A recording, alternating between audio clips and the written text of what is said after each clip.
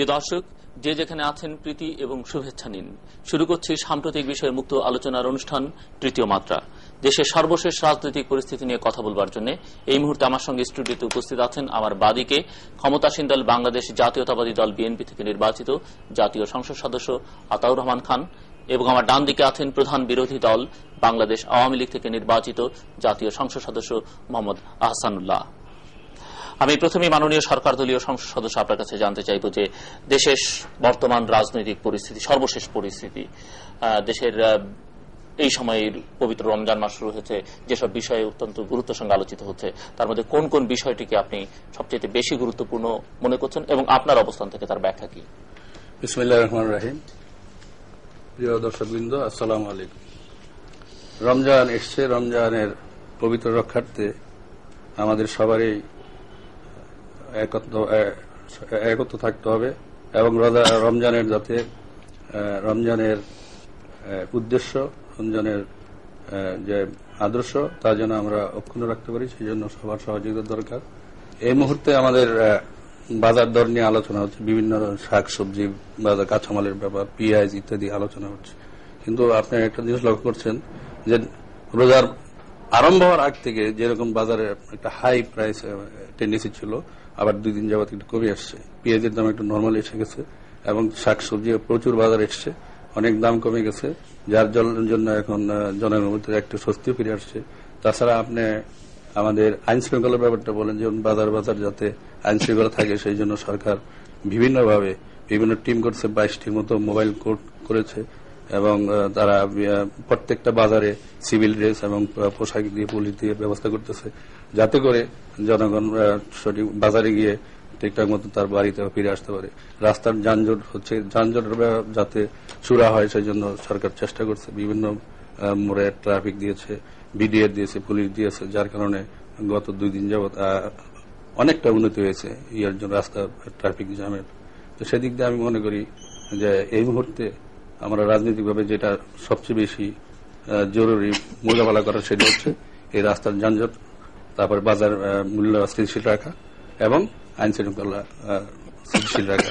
এই তিনটাতেই আমরা এখন মোটামুটি স্থিতিশীলতা এসছে। মাননীয় বিরোধী দলীয় সংসদ সদস্য, সরকার দলীয় সংসদ সদস্য বলছেন যে এই সময় সবচেয়ে আলোচিত বিষয় হচ্ছে বাজার দর, আইন শৃঙ্খলা পরিস্থিতি এবং যানজট, এবং এগুলোকে নিয়ন্ত্রণে আনবার জন্য সরকারের উদ্যোগ নিয়েছে এবং সেগুলো মোটামুটি সফল হচ্ছে। আপনি কি মনে করেন? আমি আপনাদেরকে ধন্যবাদ জানাই, চ্যানেল আই এবং তৃতীয় মাত্রাকে, দর্শক যারা আছে এবং আমার এলাকাবাসীকে আমার কৃতজ্ঞতা এবং ধন্যবাদ জানিয়ে বলতে চাই যে আসলে এই জোট সরকার ক্ষমতায় আসার পর থেকেই কোন জিনিসই কন্ট্রোল করতে পারেনি। এই যে বাজার দরের কথা উনি বললেন, ঠিকই আছে, বাজার দর, আইন শৃঙ্খলা, এই পর্যন্ত 2 বছরের বেশি হয়ে গেছে, কোন দিন বাজার দর তারা কন্ট্রোল করতে পারেনি। তারা 2টা বাজেট দিচ্ছে, বাজেটের আগে একবার দাম বাড়ে, বাজেটের পরে একবার দাম বাড়ে, ঈদের রোজার আগে একবার দাম বাড়ে, রোজা শুরু হইলে একবার দাম বাড়ে, মানে সারাক্ষণই বাজার দর বাড়তে আছে। এই যে নিত্য নৈমিত্তিক জিনিসপত্রের একটা পাগলা ওরা ছুটছে, এটাকে কন্ট্রোল করার মতো অবস্থা ওনাদের নাই। ওনারা বারবারই আমরা দেখেছি যে 2টা বাজেট ওনারা দিয়েছে, এর আগে আমরা 5টা 6টা বাজেট দিয়েছি, বুঝতেই পারি না এলাকাবাসী, দেশবাসী বুঝতেই পারি না বাজেট কি জিনিস। আমাকে একদিন এক বৃদ্ধ মুরব্বী বলেই ফেললেন, কি তোমরা বাজেট দাও না, বাজেট কেন? আমি বললাম, কেন বাজেট তো আমরা দিয়েছি। তোমার এই যে সরকার বাজেট দিচ্ছে, আগের দাম বাড়ে একবার, বাজেটের পরে দাম বাড়ে একবার, কিন্তু তোমাদের সময় তো কোনো বাজেট আগেও বাড়লো না, পরেও বাড়লো না, বাজেট কোন সময় দিলে কিছু বুঝতেই পারলাম না। আমরা 5টা বছরে কন্ট্রোল করে রাখছি। আজকে উনি বললেন যে বাজার দর কমে আসছে, কোথায় কমে আসছে? এই ধরনের পত্রিকায় লেখছি কি বাজারের আগুন পরিণত হয়েছে দাবানলে, মানে জিনিসপত্রের দামের বাড়ছে। উনি বলছে কন্ট্রোল আসছে, আমি তো দেখি না কন্ট্রোলে কোন অবস্থাতে। আমি বাজারে মানে আমার সাধারণ মানুষ, তাদের চেহারা বাজারে ঢুকার আগে একরকম চেহারা, এটা হচ্ছে যখন নাকি বিরোধী দলে যায় কেউ, তখন নিজেদের, আপনারা আগে সরকারে ছিলেন, আপনাদের বাজেটের আগে পরে সবসময় দাম বাড়ছে, এবং জনগণ সেটা হারে হারে উপভোগ করছে। কিন্তু আপনারা এখন বিরোধী দলে এসে বলতেছেন যে ওই সময় যা হয়েছে সঠিক হয়েছে, মানুষের লক্ষ্য করা নাই। আমি বলতে চাই বরঞ্চ আমরা ক্ষমতা আসার পরে যে দুইটা বাজেট দিয়েছি, আপনি একটা জিনিসপত্রের দাম দেখাতে পারেন না, বাজেটের কারণে বাড়ছে। রোজা আসলে সবসময় আমরা তো আপনি বলতেছেন পিএস তো দাম বাড়ছে বলতে চাচ্ছেন, কিন্তু ওই সময় পাওয়াই যায় না। আপনাদের আমাদের পেঁয়াজের অভাব হয়ে যায়, স্ক্যারসিটি হয়ে গেছিল, আপনারা জোগাড়ই করতে পারেন না। আপনি বাজারে এখন একটা দেখেন, অতিবৃষ্টি হওয়ার কারণে সবজি ফলন হয় নাই, তারপরও এখন রোজা আছে, আরো এক বছরের ফলন আসবে না। আপনি যে বলছেন যে জনগণ জিজ্ঞেস করছে কি বাজেট হয়েছে না হয়েছে, এই যে কথার মারপেস না বলে ভালো। আপনারা বাজেট দিচ্ছেন, বাজেট মানুষ সহ্য করতে পারে না, মানুষ আন্দোলন করছে, মানুষ মাঠে নামছে, অথচ আপনারা বলেন যে বাজেট হইলো কি তোমাদের এইটা হয়েছে কি 5 বছর আপনারা 2 বছর ধরে ক্ষমতাতে চলে আসছেন, এখন অন্যদের আমরা যারা আছি এই যে আপনাদের আমাদের তো নামাইতে পারেন নাই। আমরা ভোটের মাধ্যমে আপনারা পরাজিত হয়েছেন, আপনারা ধারণা করছেন 25 বছর ক্ষমতা থেকে পরাজিত হয় না। জনগণ আপনাদেরকে ভোটের মাধ্যমে মানে গত নির্বাচনে আপনারা পরাজিত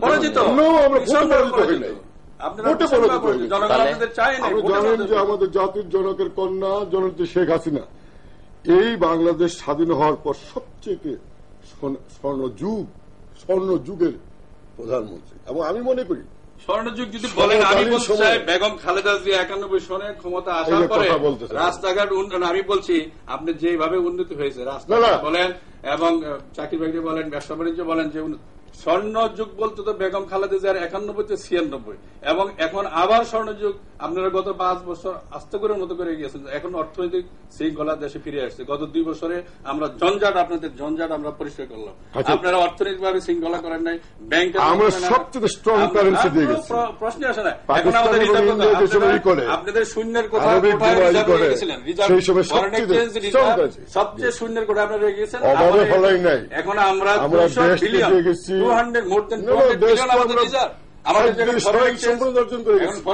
আপনাদের আমলে এলসি আমরা বলতে পারি না। আমি ব্যবসা করি, এলসি ব্যবসা, আমার গার্মেন্ট ইন্ডাস্ট্রি আছে, সেখানে এলসি শোনেন, এলসি অনেক ব্যাংকে এলসি নাই না আপনাদের আমলে। এখন আমাদের যে কোনো ব্যাংকে এলসি নাই, কারণ আমাদের রিজার্ভ এখন সবচেয়ে বেশি, মোর দ্যান 200 বিলিয়ন আমাদের রিজার্ভ।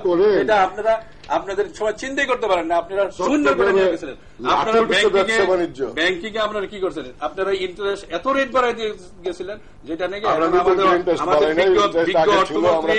বিজ্ঞ অর্থমন্ত্রী সাইফুর রহমান এসে বেগম খালেদা জিয়ার নেতৃত্বে এখন আমাদের রেট অফ ইন্টারেস্ট কমে গেছে, আমাদের রেট অফ ইন্টারেস্ট 9% চলে আসছে। আমার মনে হয় ইনভেস্টমেন্ট হচ্ছে। আমার মনে হয় আমরা ঝগড়া করতে আসি না, ঝগড়া না, আপনি কথা বলতে হবে জানার জন্য। দেশের ওনার কথা একটু শুনি, তারপর আপনার কথা। দেশের দুরবস্থার জন্য কে দেয় আজকে? না, আমি একটু জিজ্ঞেস করছিলাম, আপনি বলছেন যে গত নির্বাচনে আওয়ামী লীগ পরাজিত হয়। না, আমরা পরাজিত হই নাই। ঘটনাটা কি ঘটলো তাহলে? পরাজিত করানো হচ্ছে, আপনি জিতেছেন তো? আমি জিতেছি, আমি সেখানে স্ট্রং, আমি আগে খবর পেয়েছি, জোর করে বুঝে ফেলেছি। বুঝে ফেলে আগের দিন রাত্রে আমি বলেছি, have you come with a mission? I told somebody mission will be foiled, people will very much ready to foil the mission. Then he became very much alert. তখন আর সে ডিস্টার্ব করে নাই। আমি টঙ্গিতে ছিলাম, 11টা বাজে পর্যন্ত টঙ্গিতে ছিলাম। 11টা বাজে কিছু হয়নি। 11টা বাজে টঙ্গির থেকে আমি সদরে চলে গেছি, গাজীপুর সদরে। 25টা সেন্টার থেকে 25,000 লোক পিটে রেখে দেয়। নির্বাচন সুষ্ঠু হওয়ার কারণে হয়তো আপনি পাস করছেন। 96 12 জুনে আপনারা কিভাবে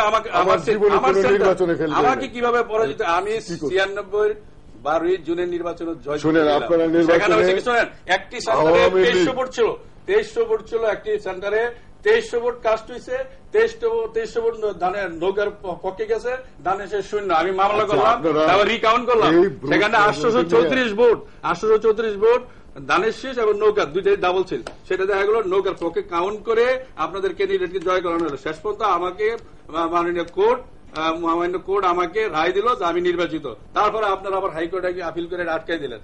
আমি সবচেয়ে বড় প্রমাণ যে আপনারা আমাকে অন্যায়ভাবে 96-তে অন্যায়ভাবে বিএনপিকে জোরে আপনারা পরাজিত করে ক্ষমতা ছিলেন, অন্যায়ভাবে ছিলেন। 2001 সালে আপনারা নির্বাচনে, সবচেয়ে সুষ্ঠু নির্বাচনে আপনারা জনগণ দ্বারা দীক্ষিত হয়ে আপনারা পরাজিত হয়েছেন। আমরা 220টি। আচ্ছা, আওয়ামী লীগ কোনদিন, আমি আপনাকে আবারও বলি, বলেন, এইটা হলো জাতির পিতার দল। এই দলটা দেশ সৃষ্টি করছে, এই জনগণকে আওয়ামী লীগ দেশ সৃষ্টি করে নাই। আওয়ামী লীগ যখনই ক্ষমতায় গেছে আওয়ামী লীগ তখন জনগণকে বললে সম্পূর্ণ, এই তো আপনাদের একটা সমস্যা, আপনারা সত্য কথা বলেন না। আওয়ামী লীগ কি একা দেশ স্বাধীন করছে? আমি তো আওয়ামী লীগ করিনি, কিন্তু আমি তো মুক্তিযোদ্ধা ছিলাম, আমার ভাই ছিল মুক্তিযোদ্ধা, আমার পরিবার ছিল। আপনার ভাই অরিজিনালি তারা কোথায় ছিল? সবাই মুক্তিযোদ্ধা, সবাই, কিন্তু দল তো আওয়ামী লীগের ছিল না। আপনি এখন বলেন, এই এখানে ভুল করেন। আপনি কি মনে করেন যারা আজকে বিএনপি করে, যারা আজকে বিএনপি তারা কি মুক্তিযোদ্ধা? যারা আজকে বিএনপি করে, আপনি কাইন্ডলি শুনেন, যারা আজকে বিএনপি করে তারা কি মুক্তিযোদ্ধা? তারা সবচেয়ে বড় মুক্তিযোদ্ধা। জিয়াউর রহমান, প্রথম রাষ্ট্রপতি জিয়াউর রহমান, তিনি বিএনপি খুব বেশি প্রয়োজন ছিল সেই সময়, খুব বেশি প্রয়োজন ছিল। আমার কথা হচ্ছে আওয়ামী লীগ দেশ স্বাধীন করছে সবাই মিলে, বিএনপি, আওয়ামী লীগ। আমি আওয়ামী লীগকে ছোট করে বলছি। আপনার যদি কোনো কথা থাকে আপনি বলেন, আমি ডিস্টার্ব করবো না। আমি যখন কথা বলি তখন ডিস্টার্ব বলেন। আমি আমার তো কথাটা এই দেশ আপনারা ক্ষমতায় আসার পর কবে, আপনি আপনার কথা জিজ্ঞেস করেন, চিন্তা করেন তো। আপনি বলছেন আপনি ভদ্র, ঠিক আছে, আপনার আগুন্দি গ্রামের কথা মনে আছে? আপনার আগুন্দি গ্রামে কথা যদি বলেন, এই যে সত্য কথা বলার ঠিক, আপনারা ক্ষমতা থাকলে 97-তে আগুন্দি গ্রামের একটা গ্রাম আপনারা লুট করছেন, ঠিক এই গ্রামের লোকেরা আবার লুট করছে, কিন্তু তারা দেখা গেছে সবগুলি যে সব আওয়ামী লীগ। সবচেয়ে মজার ব্যাপার জানেন, 96-তে আমার আগুন্দির কথা শুনেন, আমি বলি 96-তে মর্তাসাদি গ্রামে আপনারা 120টা ঘর ভাঙছেন, সেখানে একটা মামলা হইতে পারেনি। কারণ মামলা করতে গেছে, মামলা নেন নাই, কারণ আপনাদের দুই গ্রুপ, এক গ্রুপে ভাঙছে, আরেক গ্রুপ মামলা করতে গেছে, শেষ পর্যন্ত আপনারা মিলাই দিচ্ছেন। ঠিক ওইটারই আবার সন্ত্রাস হয়েছে। আপনারা বলছেন যে আগুন্দি কি, আগুন্দি বিষয় নেই, আগুন্দিতে আপনারা লুট করছেন এক গ্রুপ আগের বছর, এই বছর আরেক গ্রুপ বলছেন। উনি কি বলেন শুনি, উনি বলছেন যে আপনারা লুট করেছেন। আমরা সেখানে বিরোধী দলের ডেপুটি লিডারের নেতৃত্বে আমরা গেছিলাম দেখতে, যাইতে দেয় না। তারপর আমরা বাধা দেওয়া নাই, এই কথাটা সত্য না। এবং শেখ হাসিনা সেখানে মিটিং করেছে, আমরা যদি বাধা দিই তাহলে করতে পারতেন। আমরা তো কখনো এই কথা ঠিক না, আমরা বাধা দিই নাই, সেখানে গিয়ে বাড়িঘর লুট লুট লুট, ভাঙ্গা, আগুন, টোটাল 3টা বাড়ি লুট করছে। আচ্ছা, মাননীয় সংসদ সদস্য, আপনি বলেন, আমরা ঝগড়া করতে আসিনি, দেশের যে অবস্থা এটা সমাধান করতে হবে। সারা জীবনে এই কম্পিটিশন করা যাবে না। আপনি একজন মাননীয় সংসদ সদস্য, পার্লামেন্টের মেম্বার, আপনি তাহলে ঠিক করে বলেন, আপনি আগুন্দিতে 3টা ঘর ভাঙছে বললে আপনাদের কোনো কাজ করবো না, সবাই দল বান্ধে ছুটে গেলেন, ভালো কথা। কিন্তু আপনাদের আমলে যে 112টি ঘর ভাঙলেন, সেখানে মামলা হইতে দেন নাই কেন? আমি তো শুনি নাই। শুনবেন কেন? আমরা বলছি, আমরা বলে আমার কথা শুনেন না আপনারা, আমাদের কথা রেডিওতে। সংসদ সদস্য গত 15ই আগস্টে মিলাদ পড়ব, হ্যাঁ মিলাদ পড়ব, জনকের সবচেয়ে ভালো জিয়াউর রহমানের মৃত্যুবার্ষিকী আমরা করতে পারিনি। আমি জাতির জনকের মৃত্যুবার্ষিকী মিলাদ পড়ব, মিলাদ তো কে বাধা দিচ্ছে আপনাকে? আপনি জানেন ইটাবাদি, লস্করদি, গোলাপ বাজার, এইসব জায়গায় ডেগ নিয়ে গেছেন, খাউন নিয়ে গেছেন আপনার সারা দেশে, সারা দেশে। এই কথা যদি বলেন তাহলে আমি বলতে পারি আপনি জিয়াউর রহমানের মৃত্যুবার্ষিকীতে আমরা মিলাদ করতে পারি না আপনাদের জন্য, আপনারা বাধা দিচ্ছেন। কিন্তু এই যে কথাটা বলছেন সম্পূর্ণ অসত্য, এই ড্যাগ নিয়ে গেছে, এটা অসম্ভব। আমি চ্যালেঞ্জ করি, কোন ড্যাগ নেওয়া হয়নি, আমি চ্যালেঞ্জ 100% খাবার রয়ে গেছে। আপনার কথা বলছেন, সারা দেশের কথা বলছেন, আপনারা নিছেন, তাহলে আপনাদের কর্মীদের আপনাদের 20 মিনিট কক্সবাজারে আপনাদের এক গ্রুপ আরেক গ্রুপ, আপনারা শুনেন, আমরা শুনেন, আপনারা নিজেদের ব্যাপারটা নিজেদের আত্মকুন্দলটাকে আপনারা আমাদের উপরে চাওয়া একটু শুনেন। আপনারা এই যে শুনেন, আজকে মানুষ হাসবে তো যদি কয়, আমরা যদি বলি এখন আপনি জনাব আতাউর রহমান, আমি আসানুল্লাহ, যদি বাজারের দর কমে গেছে, এই যত কথা যদি বলি হাসবে। আমরা রাস্তা দাঁড়িয়ে যদি যাই, দেখে বাজারে যদি লোকজন দেখে আমাদের ধরবে। আমি বাজার করি, আমি নিজে প্রথম দিন যেটা আমি 30 টাকা কেজি দেখছি, যে বেগুন আমি 30 টাকা কেজি, 22 টাকা দর। কোন জিনিসের দাম সব জিনিসের দাম কমে গেছে, মাছের দাম কমে গেছে, বারবার তেলের দাম বাড়াইছে, গ্যাসের দাম বাড়াইছে, পানির দাম বাড়াইছে, 48 টাকা, তেলের দাম বাড়াইছে। এমন কোন জিনিস আছে যে তেলের দাম আছে? আপনি কিন্তু একটা জিনিসের দাম বাস্তবে বলেন, মানুষের জীবনের দাম $560 যেখানে $560 যখন আন্তর্জাতিক রেট ছিল ক্রুড অয়েলের $560, সেখানে $670 হয়েছে। আপনি সেই টাকা শোনেন, আমাদের সরকার বেগম খালেদা জিয়া সাবসিডি দেয় বলে এখনো কম দামে আপনার সয়াবিন পাচ্ছেন। যদি ইন্টারন্যাশনাল রেট আমরা ধরি, তাহলে তার থেকে আরো 1.5 গুণ বেড়ে যাবে দাম। আমরাও করছি না, আপনারা করলো। মাননীয় সংসদ সদস্য, আমার জিজ্ঞাসা হচ্ছে যে বাজার দর আছে, বাড়তেছে বা ঊর্ধ্বগতি আছে, এটা নিয়ে সরকার উদ্বিগ্ন, মাননীয় প্রধানমন্ত্রী উদ্বিগ্ন, এটি সমাধান হতে পারে কিভাবে? কেন হচ্ছে না? কেন কোথায় বাধা কোথায়? কোন অদৃশ্য জায়গা থেকে এটা কন্ট্রোল হচ্ছে? দাম বাড়তেছে, আমাদের জানা কোনো কিছু নাই, উদ্দেশ্য নাই। বাস্তবতা হচ্ছে যে জিনিসপত্রের দাম সারা বিশ্বের বাজারে বেড়ে গেছে। আপনাকে সেই সারা বিশ্বের সাথে তাল মিলিয়ে চলতে হবে। আজকে পেঁয়াজ কলকাতা যদি সকালে 30 টাকা হয়, কলকাতা যদি 30 টাকা পেঁয়াজ হয়, আমাদের এখানে কনভার্সন রেটের ডলার এবং ভারতীয় টাকার সাথে যদি আমরা কনভার্ট করি, আমাদের এখানে এমনিতে 38 টাকা হওয়া উচিত। তারপরে আমরা সাবসিডি করে দিয়েছি, আমরা সরকার ট্যাক্স মুক্ত করেছে, যার কারণে এখন আপনি 22 টাকা থেকে 24 টাকা ধরে আপনি আপনি বললে হবে না। আমাদের দেশে আগে পেঁয়াজ দিত, আমি দেখছি প্রচুর পেঁয়াজ দিত আমাদের দেশে, এখন সেই জমিগুলিতে ইরি ধান হয়।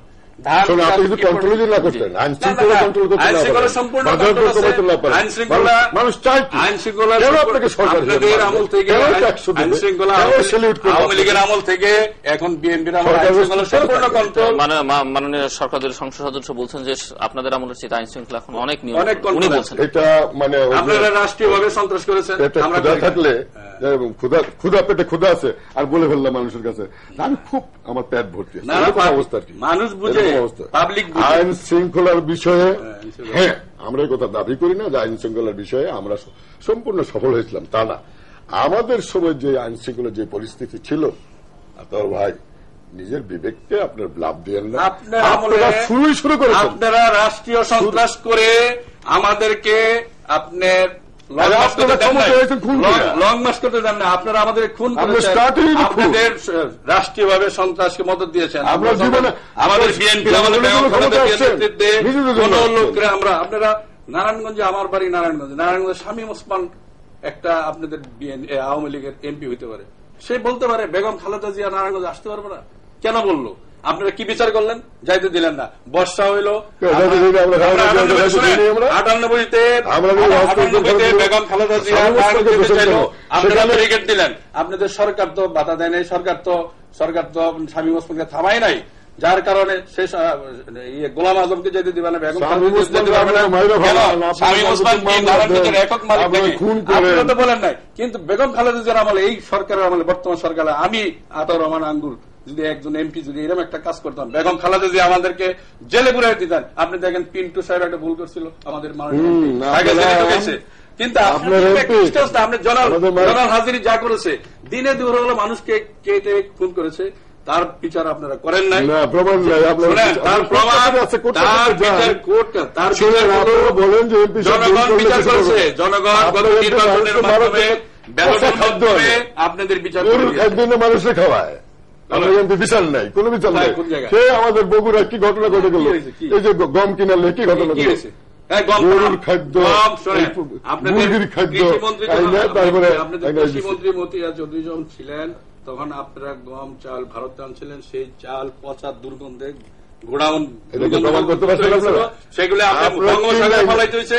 এই কথা তো আপনারা শোনেন, ক্ষমতায় গেলে আমরা যে বলি, আমাদের সরকার প্রধান, আমাদের সরকার প্রধান সেটা ইনকোয়ারি করে তাদেরকে সেই এবং জনগণকে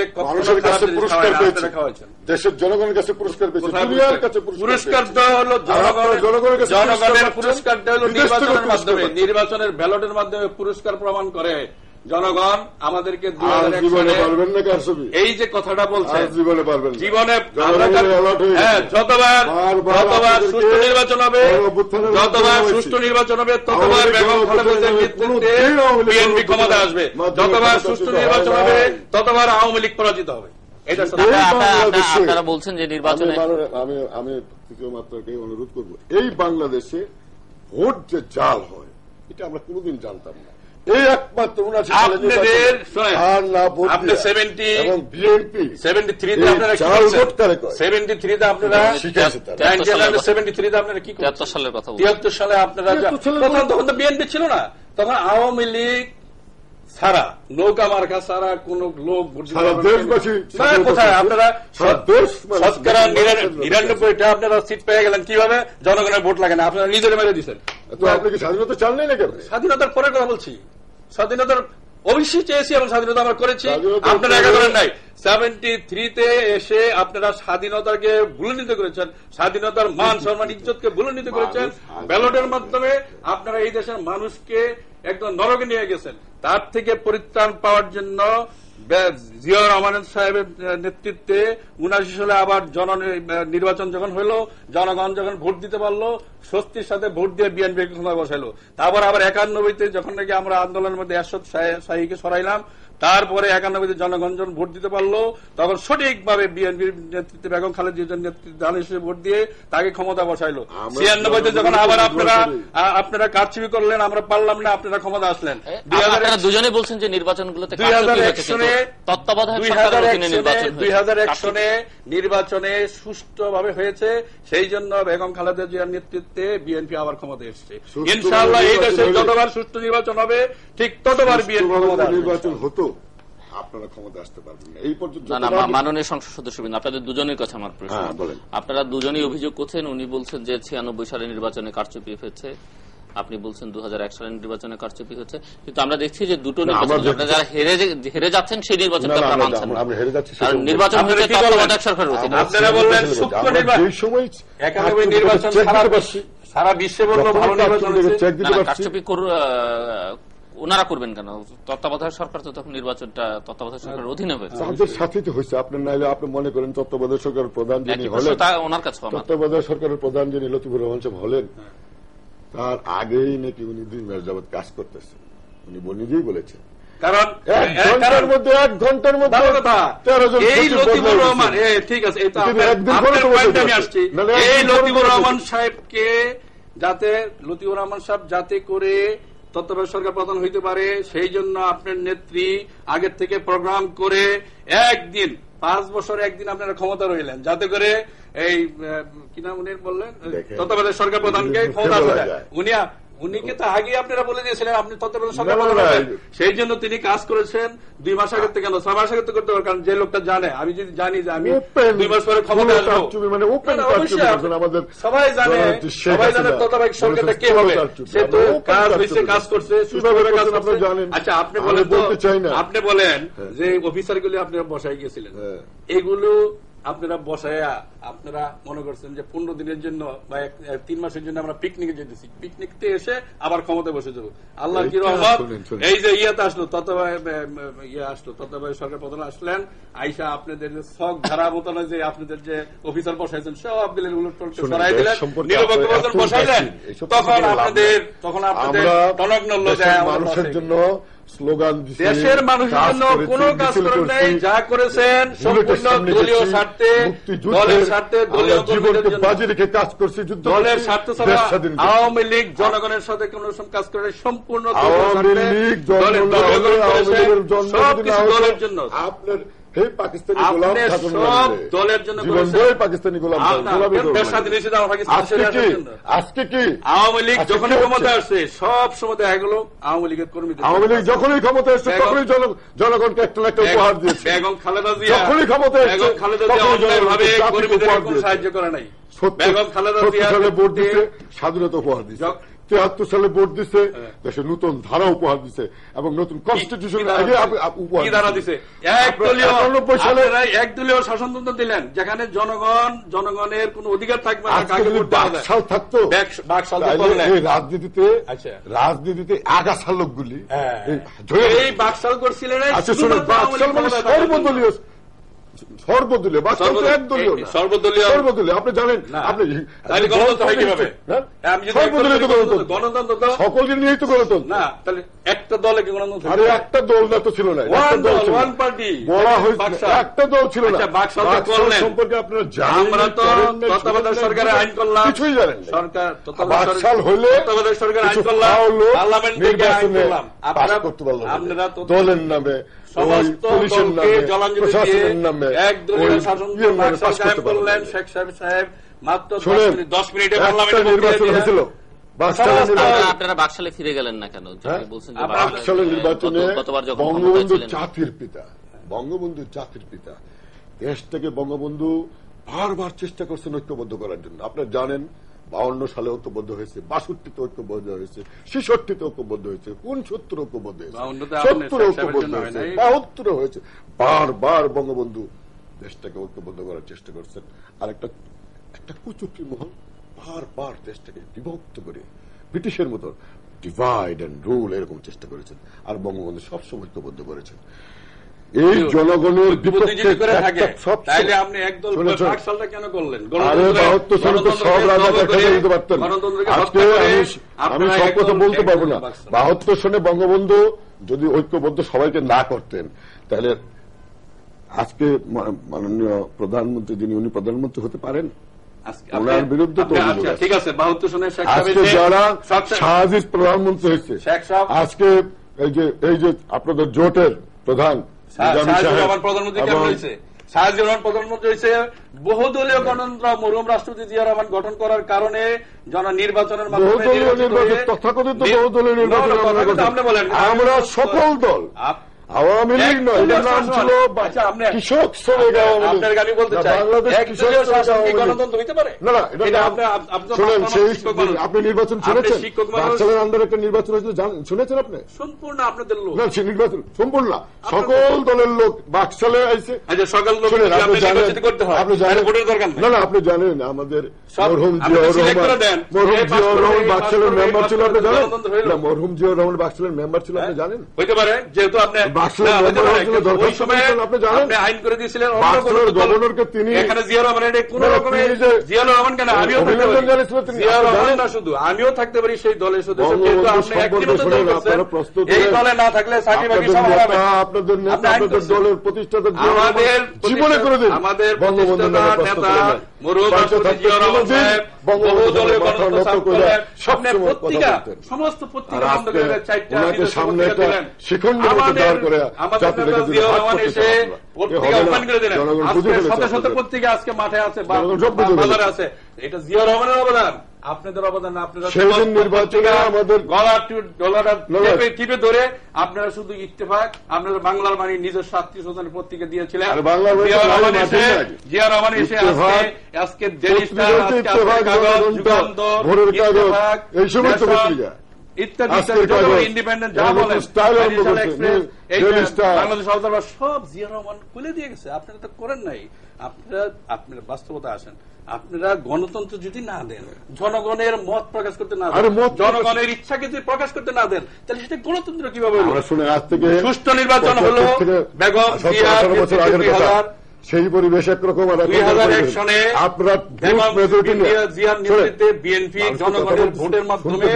আচ্ছা, আপনি শোনেন, আরেকটা কথা বলছেন, 72-তে শেখ সাহেব সব দল একত্র করে দিলেন। আপনারা ভালো কথা, সব দল এক করলেন, রাজাকার বলেন, আলসান বলেন, ইত্যাদি বলেন, সব করে কি করলেন? রক্ষী বাহিনী করলেন। তাহলে যদি আপনারা ওই সময় মাফ করে দিয়ে থাকেন রাজাকারদের, এখন আবার আপনার নেতা যেটা করে দিয়ে গেছে সেটা আপনি মানেন না, শেখ সাহেব দিয়ে গেছে আপনি মানেন না। আপনারা তো নেতার সাথে বিশ্বাসঘাতকতা করেছেন। আমরা তো নেতার সাথে নেতা যা করতে মানেন না তো। আমার নেতা যেটা বলছে এটা মানি। আমার নেতা বলছে বহুদলীয় গণতন্ত্র, আমার বলবো বহুদলীয় গণতন্ত্র। আমার নেতা বলছে সংবাদপত্র স্বাধীন, সব লোক সব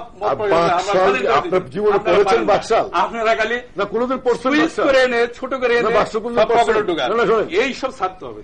সৈয়দ নজরুল ইসলামের ছোট ভাই ফেল করছিল ইলেকশনে, একজন সাধারণ শিক্ষক সেই ইলেকশনে পাস করেছিল।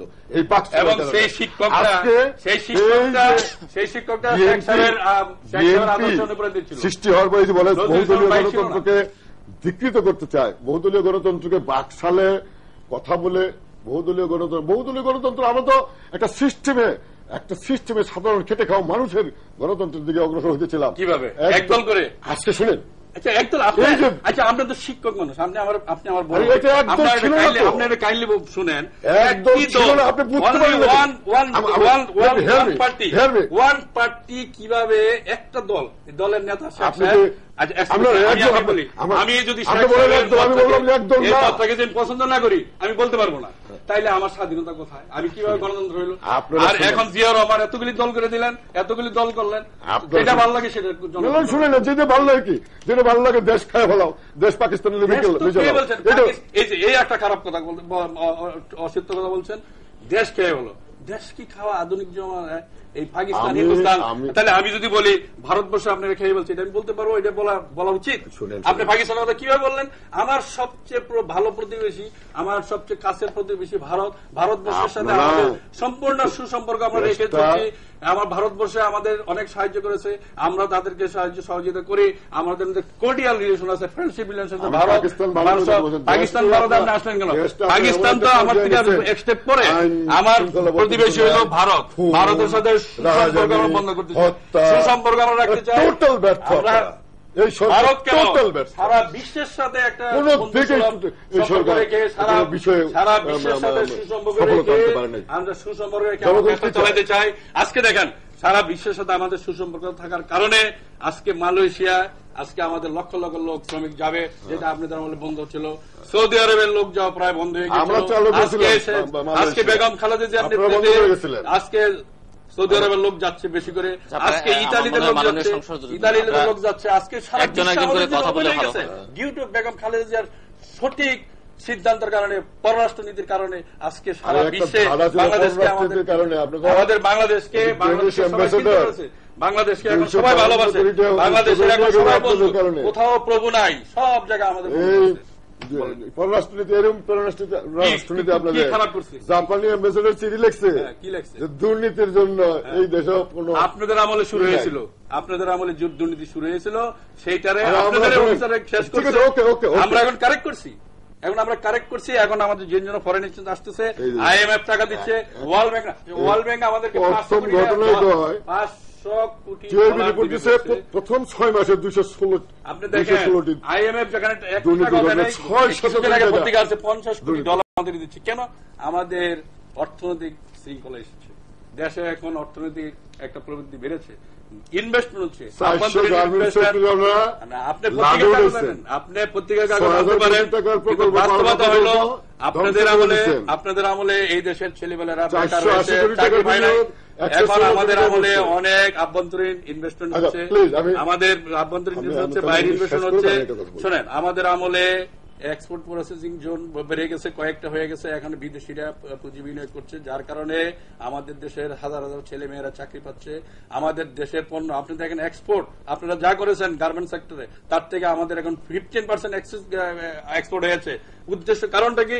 যে এখন দেশের স্টেবিলিটি এসেছে, স্টেবিলিটি থাকার কারণে এখন বিদেশিরা এখানে আসছে, ব্যবসা বাণিজ্য হচ্ছে, এবং আমাদের জনগণ সেটার ব্যবসার সুফল পাচ্ছে, জনগণ চাকরি পাচ্ছে, এবং জনগণ আজকে দেশ এবং বিদেশের সব জায়গায় চাকরি পেতে পারে। আপনারা দুজনই অনেক বিষয়, সেই স্বাধীনতার আগের থেকে শুরু করে অনেক বিষয় নিয়ে কথা বলেছেন, অনেক বিষয় এসেছে আলোচনায়। তো এই যে আপনার সমস্যার কথাই প্রধানত তুলে ধরেছেন, সমাধানের ইঙ্গিতের কথা বললেন। আমার জিজ্ঞাসা হচ্ছে যে এই এত বিতর্কের পরে এই দেশটাকে তো আমরা সবাই ভালোবাসি, আপনারা সবাই ভালোবাসেন, দেশটাকে আমরা সামনের দিকে নিয়ে যেতে চাই। এই নিয়ে যাবার জন্য এই সমস্যাগুলো অতিক্রম করে কিভাবে আমরা সামনে দিকে যেতে পারি? আপনি বলবেন তারপরে আপনি বলেন। আমি মেম্বার হিসেবে আমাদের সময় প্রায় শেষ। যেখানে মানুষের কষ্ট আছে সেই কষ্টের সুরা করা দরকার। এই সরকার যে প্রতিটি বিষয়ে ব্যর্থ স্বীকার করে না, বরঞ্চ উপর চাপ দেয়। ধরেন আমাদের মমতাজ উদ্দিন একজন খুন হলো, এই খুনিকে না ধরে বলে যে মমতাজ উদ্দিন নিজেরাই খুন করছে। আমাদের সেই খুলনার মনিরুল ইমাম খুন হলো, যে খুনের বিচার না করে খুনিদের না ধরে খুনিদের আর উস্কায়া দিল। না ধরছে। আরে আপনি আমার কথা শোনেন, তারপরে কোন বিষয়ে এই সরকারের সফলতা আছে? আইন শৃঙ্খলা সফলতা নাই। শিক্ষা কয় যে নকল হয় না, খালি এর আগে প্রশ্নপত্র ফাঁস, পরীক্ষার আগেই প্রশ্নপত্র, বিসিএস পরীক্ষার প্রশ্নপত্র ফাঁস, রেজিস্ট্রার পরীক্ষার প্রশ্নপত্র ফাঁস, প্রাইমারি শিক্ষকদের প্রশ্নপত্র ফাঁস, এই বিসিএস পরীক্ষার 2-3টা পরীক্ষার প্রশ্নপত্র ফাঁস। তাহলে তো নকলের দরকার হয় না। শিক্ষা শেষ, আইন শৃঙ্খলা শেষ, দ্রব্যমূল্য। মানুষ কি চায়? কেন সরকার মানবে? আমাদেরকে ভোট দেবে, সরকার মানবে, ইজ্জত করবে, কদর করবে, স্যালিউট করবে, কেন করবে? সে যদি শান্তি মতো রাত্রে ঘুমাইতে না পারে, সে যদি তার মেয়েটা শান্তি মতো বিবাহ দিতে না পারে, সে ছেলেটাকে যদি ঠিক মতো লেখাপড়া করতে না পারে, বাজারে গিয়ে যদি ক্রয় ক্ষমতার মধ্যে দুইটা জিনিস না কিনতে পারে, তাহলে কেন মানবে তারা? সব বিষয়ে ফেল করতেছে, প্রত্যেকটা বিষয়। এখন ফেল করে যদি বলে হ্যাঁ বাজার দর 35 টাকা পেঁয়াজের দাম, আসলে কিভাবে কমায়, এটা সরকারের দায়িত্ব বেশি। সরকার বসবে, তারপরে আমরা এটা পদ্ধতি বার করব। দেশটাকে টেস্ট করতে করতে করতে করতে করতে দেশটার অবস্থা 12টা। প্লিজ আমাদের এই দেশকে একজন পার্লামেন্টের মেম্বার হিসেবে আমাদের খুঁজে বের করতে হবে কিভাবে মানুষের দুঃখ লাঘব করা যায়, ব্যথা লাঘব করা যায়। সারা দুনিয়ার কাছে বাংলাদেশকে একটা আধুনিক শক্তিশালী রাষ্ট্র হিসাবে, কল্যাণমূলক রাষ্ট্র হিসেবে পরিগণিত করা যায়, সেই দিকে চিন্তা ভাবনা করতে হবে। আমরা পার্লামেন্টে বলি জাতির জনককে, somebody wants to disown the father of the nation, হয় বলেন একজন সংসদ সদস্য হিসেবে এই কথাটা কি? আমি আওয়ামী লীগের হই, বিএনপির হই, জাতীয় পার্টির হই, বা অন্য যে কোনো দলের হই, যিনি এই দেশ তৈরি হওয়ার পিছনে, স্বাধীনতার পিছনে যার অবদান বিশাল পর্বত, সেই হিমালয় পর্বত সম, সেই জাতির জনকের সম্পর্কে অনেক সময় কটূক্তি করে ফেলে। কিভাবে সামনে আমরা শুনব? পিতাকে যদি আমরা অস্বীকার করি, পিতাকে যদি ছোট করি, খাটো করি, সেই সংসার কোনোদিন চলে? সেই জন্য পিতার সম্মান রক্ষা করতে হবে। সামনে পিতা কিছু পথ নির্দেশ করে গেছেন, আমরা দেশে পার্লামেন্টে আমরা কথা বলতে উঠেই আমরা কিছু সেই পূর্বের 50 বছর আগের, 30 বছর আগের যদি দোষ ত্রুটি কই, আমরা যে মাননীয় প্রধানমন্ত্রীর দোষ ত্রুটি হওয়া শুরু করি 50 বছর, 60 বছর, 50 বছর আগের, 40 বছর আগের, থাকবে কিছু? সেই সময় একটা পরিবেশ ছিল। আমরা যুদ্ধের সময় গুলি করছি, পাকিস্তানি দখলদার বাহিনীদেরকে আমরা ছেড়ে দেইনি। হয়তো সেখানে দেখা যুদ্ধের সময় অনেক খুনও হয়ে গেছে, সেটা কি এখনো করবো? আমরা যুদ্ধ করছি সেখানে দখলদার বাহিনী। সমাধান আমরা আমাদের মানুষের মনের যে অভিব্যক্তি আছে, মানুষের কথা বলতে দিতে হবে। আজকে বাজার দর বেশি, এই কথাটা আমি বঙ্গবন্ধু অভিনীত বলতে পারি না, আমি মিছিল করে বলতে পারি না। একজন পার্লামেন্টের সদস্য হিসেবে গায়ে আঘাত করে রাস্তায় নামতে পারি না। সাধারণ মানুষ, আমার মা বোনটা বলতে পারে না তেলের দাম বাড়ছে, গ্যাসের দাম বাড়ছে, পানির দাম বাড়ছে, এই কথাটা বলতে পারে না। এই নাকি গণতন্ত্র, এই নাকি আইন শৃঙ্খলা। আমাদের সকলকে মিলে দেশকে যদি ভালোবাসি, আমাদের একটা পথ খুঁজে বের করতে হবে। আমি দেশবাসীর নিকট বলতে চাই, তিনি এখন বলছেন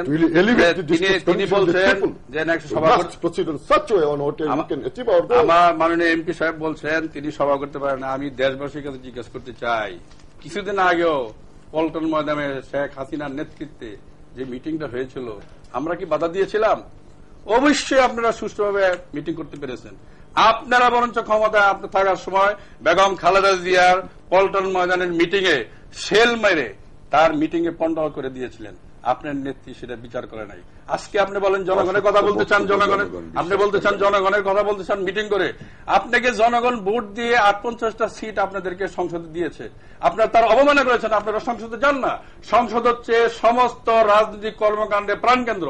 সেখানে বিএনপি 220 জন এমপি নিয়ে যায়, ঐক্য 4 জন ঐক্য জোটের এমপি সাহেবরা যান, অন্য দলের লোকেরা যান, এমপি সাহেবরা যান, আপনারা যান না।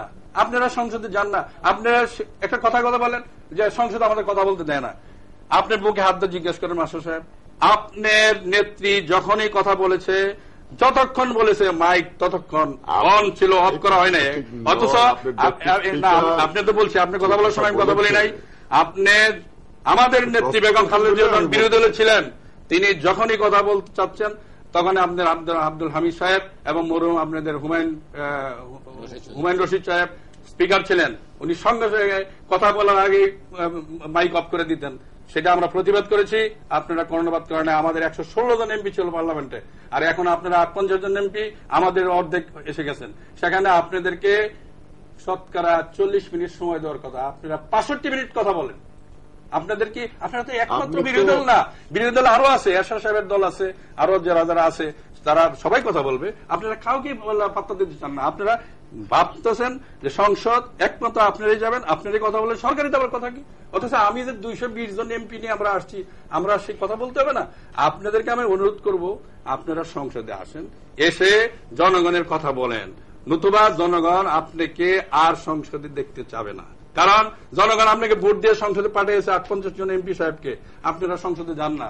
আগামীতে যখন ভোটের জন্য যাবেন, জনগণ বলবে আপনারা তো সংসদে যান না, আপনাদের সেই মানসিকতা নাই, সুতরাং আপনাদেরকে আর ভোটই দিব না, আমরা আমি বলবো আপনাদেরকে সম্মানী না। আপনারা কি বলতে চান? আপনারা বলতে চান আপনাদের বিরোধী দলের নেত্রীকে, মাননীয় বিরোধী দলের নেত্রীকে আমরা সম্মান দেই না?